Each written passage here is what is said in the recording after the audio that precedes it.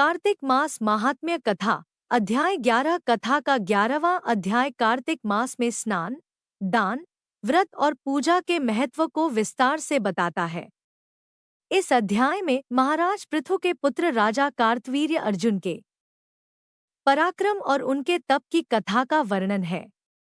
कथा के अनुसार राजा कार्तवीर्य अर्जुन को भगवान विष्णु ने अजेय बना दिया था। यह कथा कहती है कि राजा अर्जुन ने कार्तिक मास में व्रत, पूजा और स्नान करके भगवान विष्णु की कृपा प्राप्त की थी, जिससे उन्हें शक्तिशाली बना दिया गया था। उनके पास 1000 भुजाएं थीं और वे सभी दिशाओं में अपराजित योद्धा बन गए थे। उनकी इस शक्ति से देवता भी भयभीत रहते थे। अध्याय 11 की कथा आगे बढ़ती है, जिसमें राजा कार्तवीर्य अर्जुन के बल, वैभव और उनकी भक्ति का वर्णन किया गया है।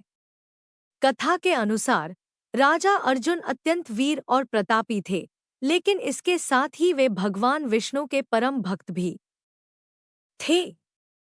अपनी भक्ति से उन्होंने भगवान की कृपा प्राप्त की और कार्तिक मास में विशेष तप और नियमों का पालन करते हुए भगवान विष्णु की आराधना की।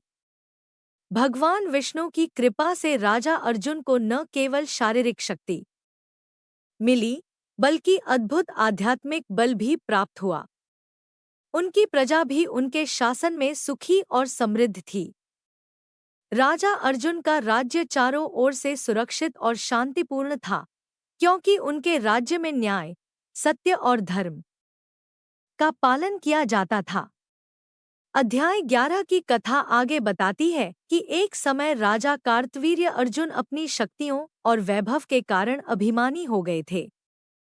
उन्होंने अपने बल के प्रभाव से अनेक स्थानों पर विजय प्राप्त कर ली थी। एक दिन वे महर्षि जमदग्नि के आश्रम में पहुंचे। महर्षि जमदग्नि ने अपनी दिव्य कामधेनु गाय की सहायता से राजा और उनके सैन्य दल के लिए भोजन का प्रबंध किया।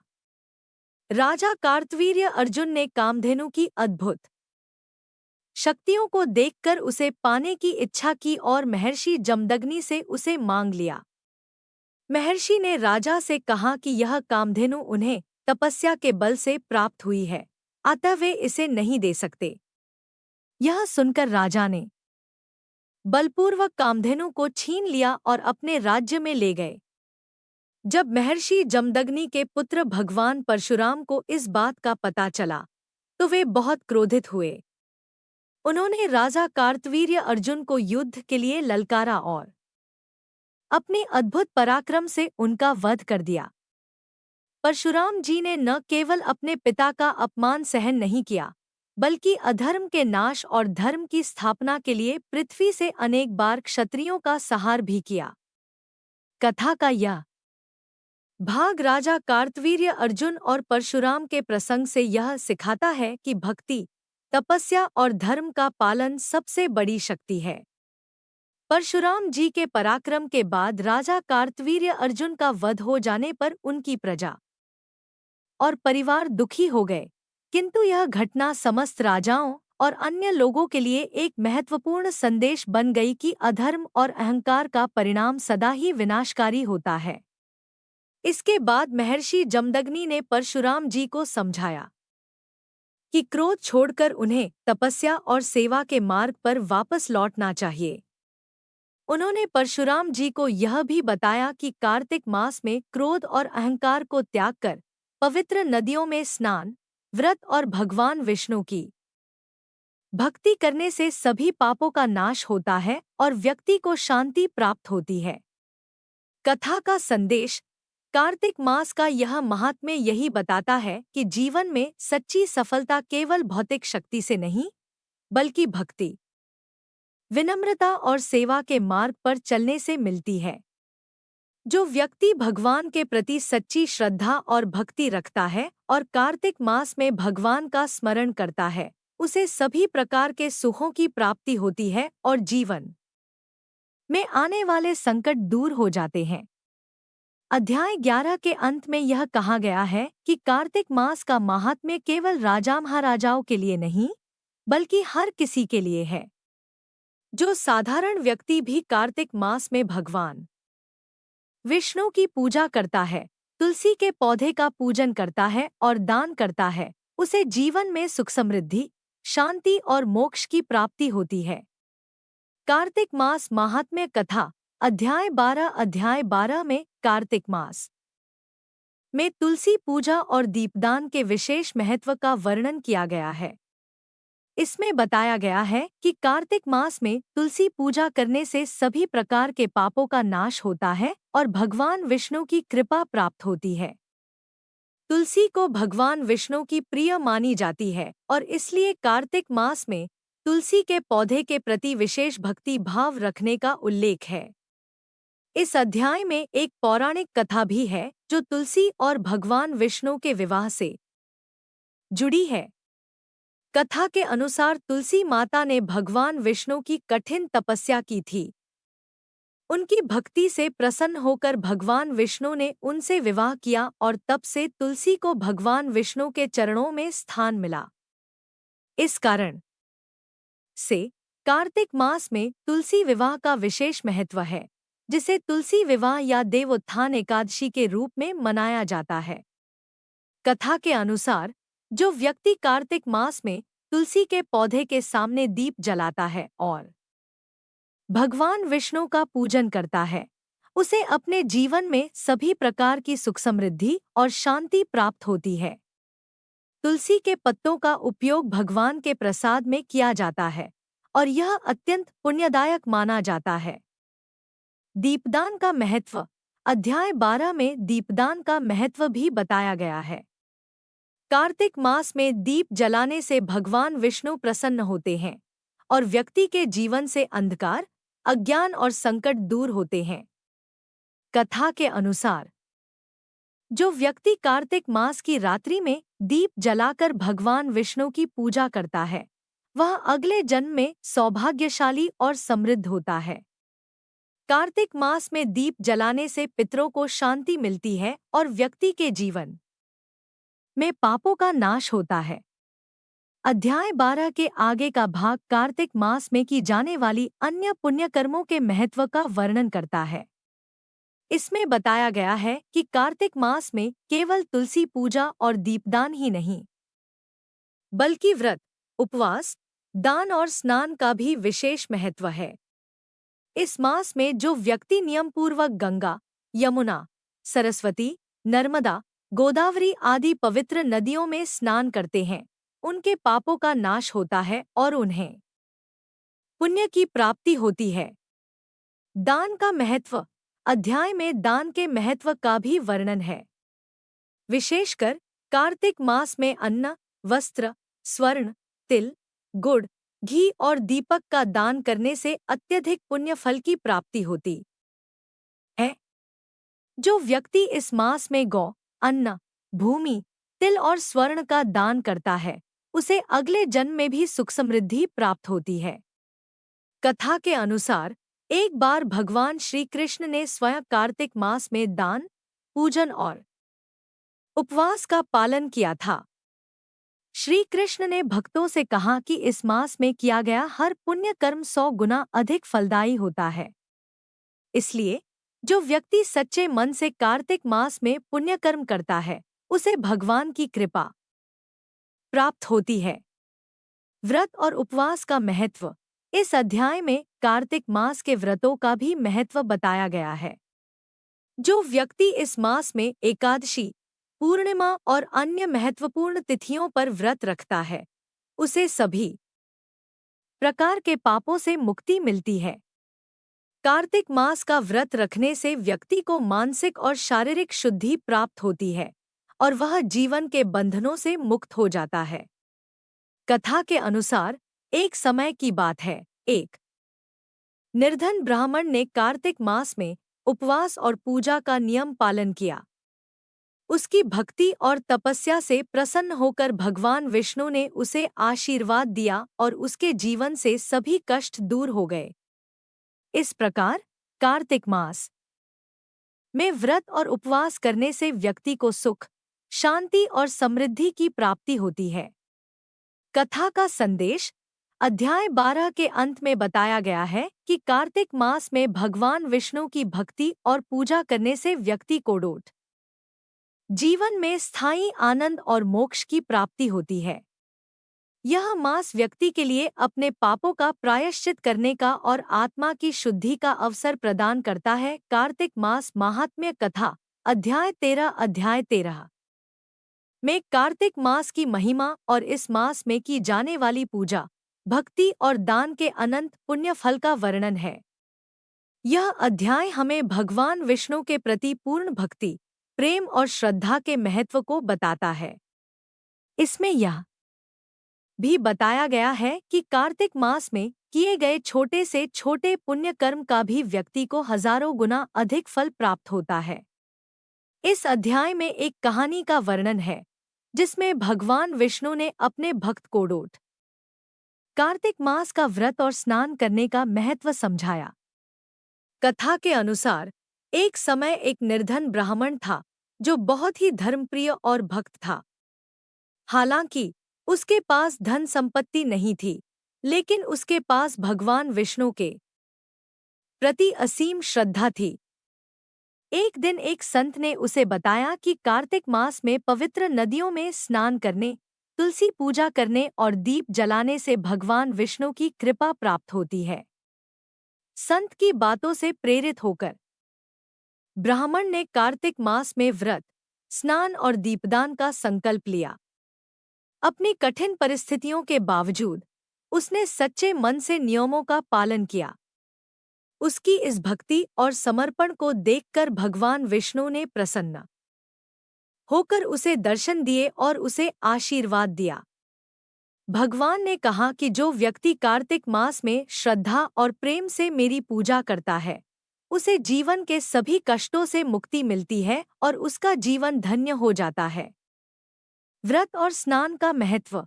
इस अध्याय में व्रत और पवित्र नदियों में स्नान के महत्व को भी विशेष रूप से बताया गया है।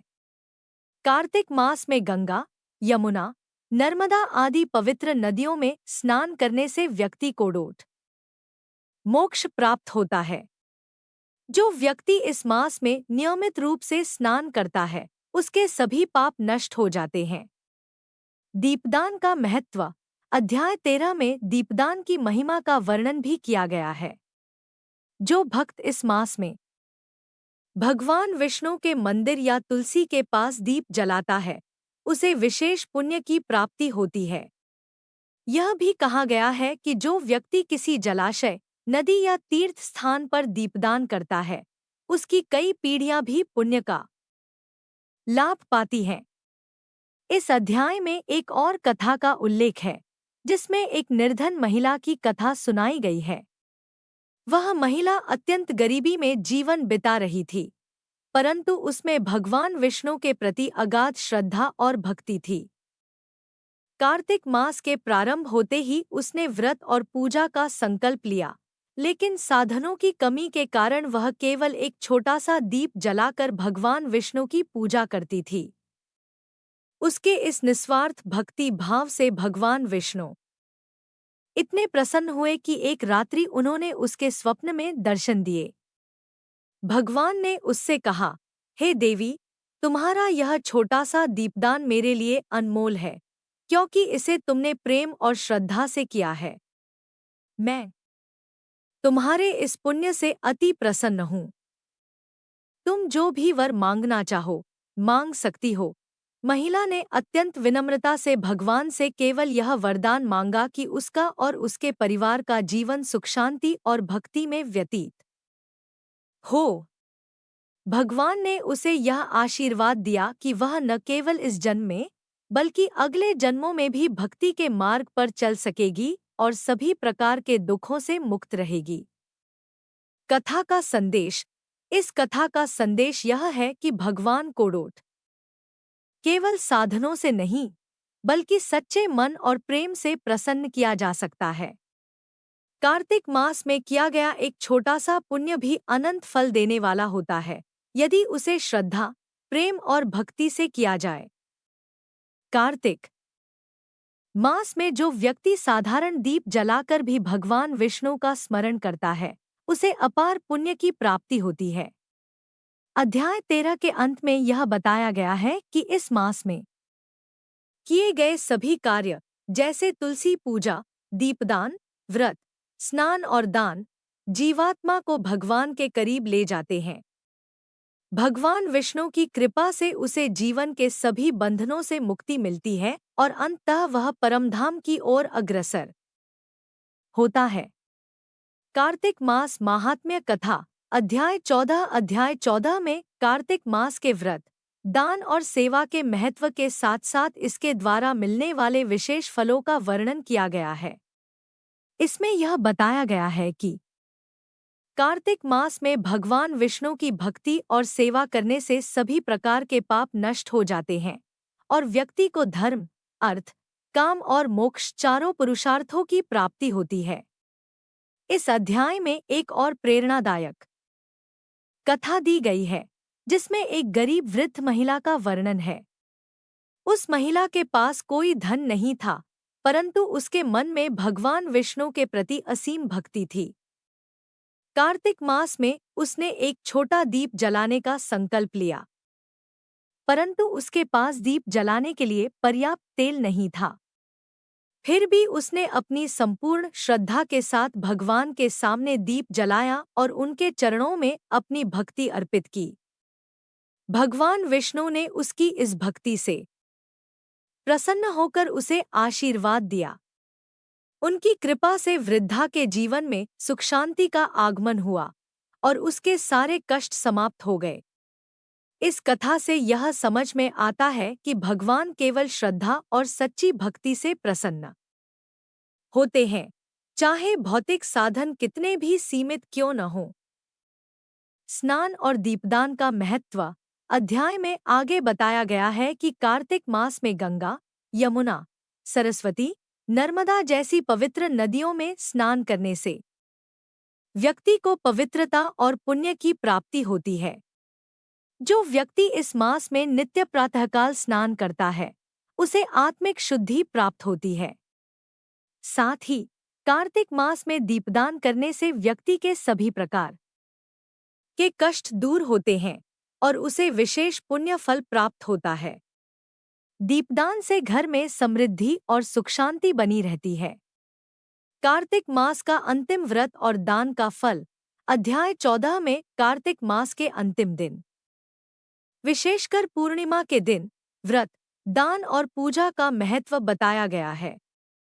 जो व्यक्ति इस दिन व्रत रखता है, भगवान विष्णु की पूजा करता है और दान करता है, उसे 1000 अश्वमेध यज्ञ के बराबर पुण्य की प्राप्ति होती है।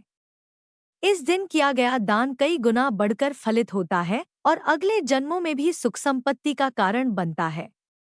कहा गया है कि कार्तिक पूर्णिमा पर दीपदान और तुलसी पूजा करने से भगवान विष्णु की कृपा से व्यक्ति के सभी पाप समाप्त हो जाते हैं और वह स्वर्गलोक में स्थान प्राप्त करता है।